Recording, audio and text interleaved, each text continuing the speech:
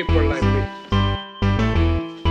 You need people like me so you can point your f***ing fingers and say, that's the bad guy. The undisputed super featherweight champion of the world, Alicia, the Bumgarner. That's the bad guy. That's the bad guy. That's the bad guy. That's the bad guy.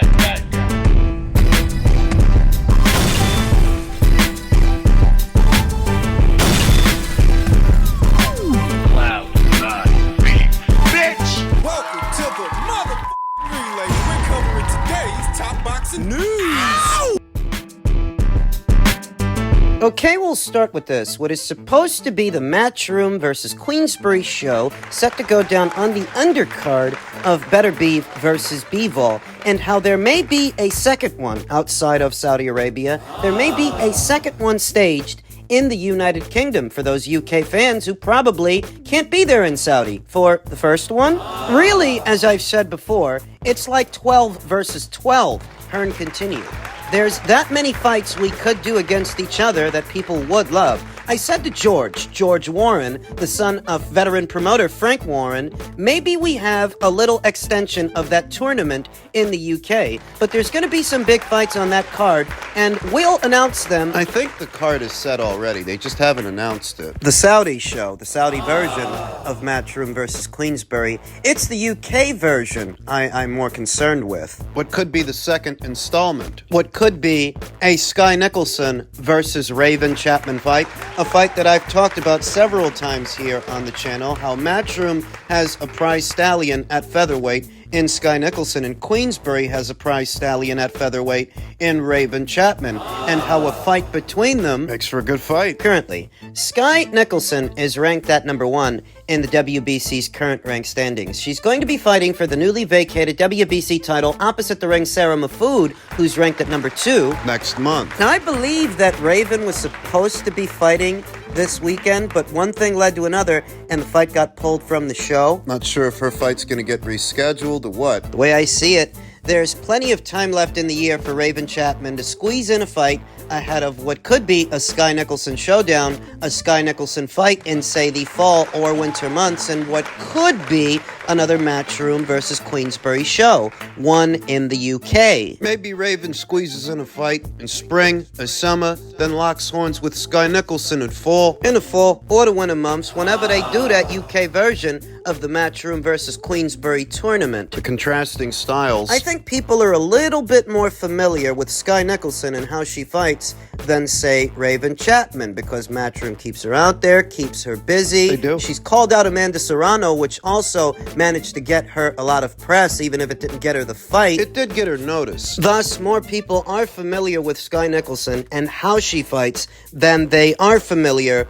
with Raven Chapman. We know Sky. Sky's best described as an outside fighter, a mover, a pure boxer, whereas Raven has a more hands-on approach. She's the opposite. Where Sky wants to stay on the outside, Raven wants to get on the inside. Jabbing her way in and keeping her head off-center while she does it. Often doubling up and tripling up on the jab to keep her opponent's guns holstered while she closes the distance. A good strategy. What makes for an interesting clash of styles, where Sky Nicholson is an outside fighter, Raven is an inside fighter, where Sky Nicholson is economic, pot-shotting 1 and 2 punches at a time. Raven is more prolific, more active, and more aggressive. Raven is an orthodox fighter, whereas Sky, the more economic outside fighting Sky, she's a southpaw. Makes for a great fight. Stylistically, you would have to give the edge to Raven Chapman and the pace that she sets for a fight. More often than not, that kind of fast pace doesn't really favor a pure boxer and leaves a lot of room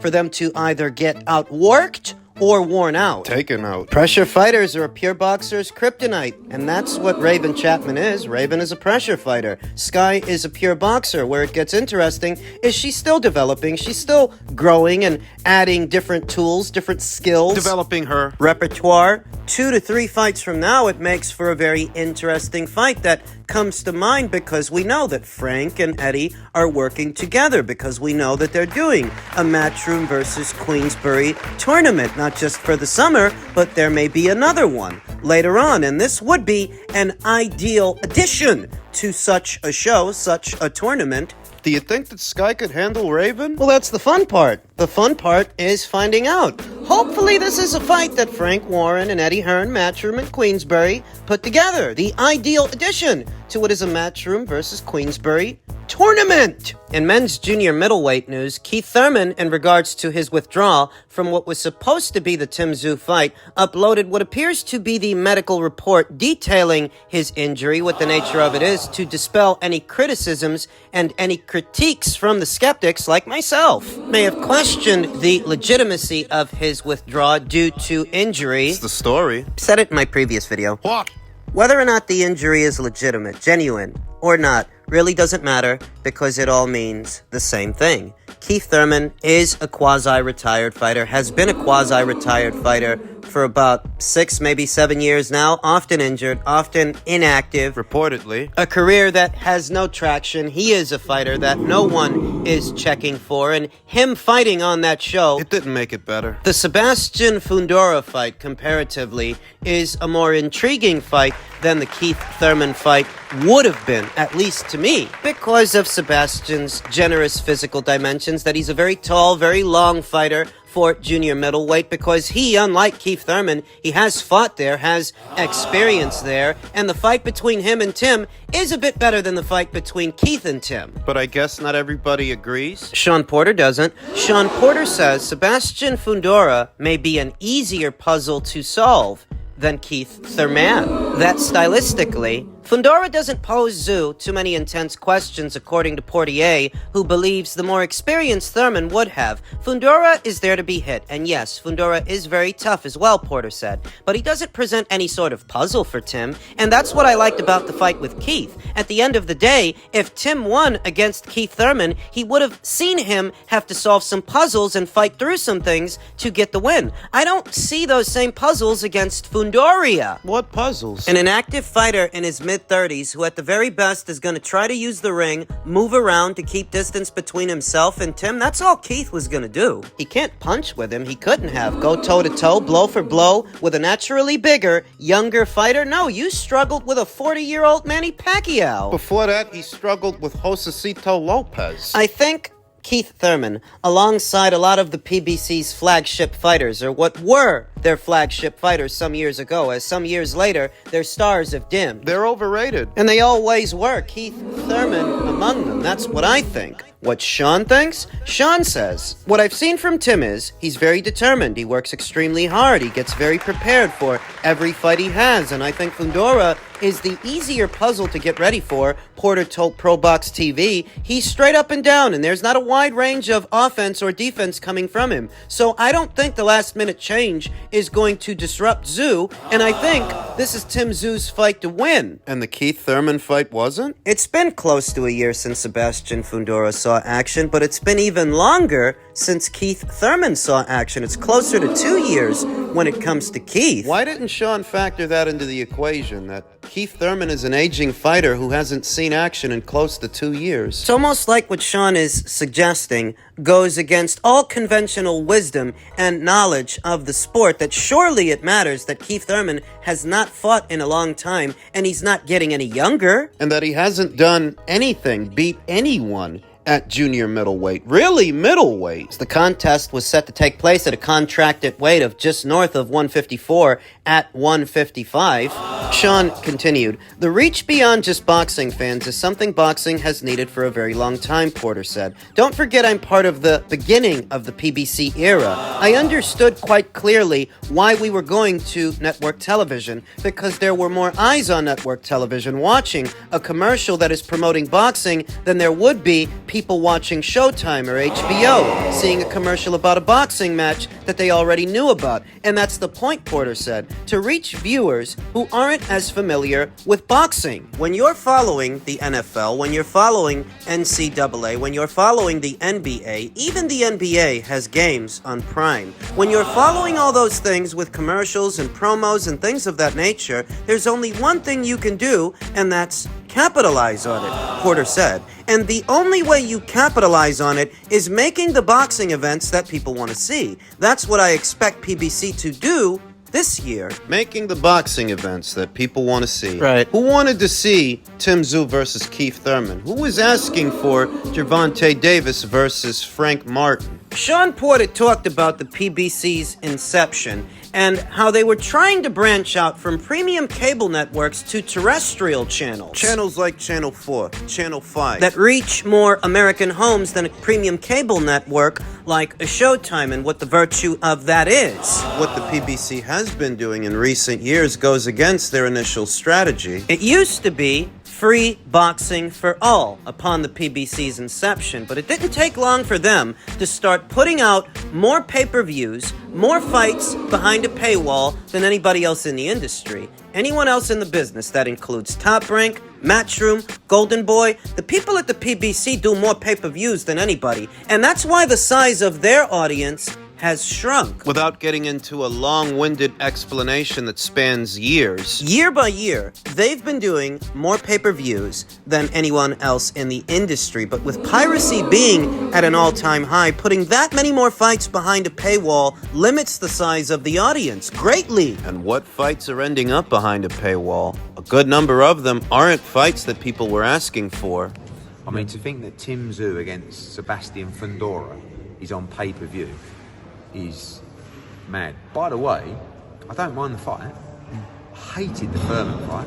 So I think Keith Thurman has zero appetite for boxing, and maybe that's why he's out of the fight. I don't know if Eddie Hearn was aware of it at the time, the medical report that Keith Thurman produced, but just outside looking in. He feels that guy doesn't want to box, and maybe that's the reason he pulled out. He's got no appetite for the sport anymore. He hasn't had an appetite for the sport in years, to a lot of people. So even if he wouldn't have pulled out, still wouldn't have made for a good fight, let alone a box office fight. You want to charge people to see this guy?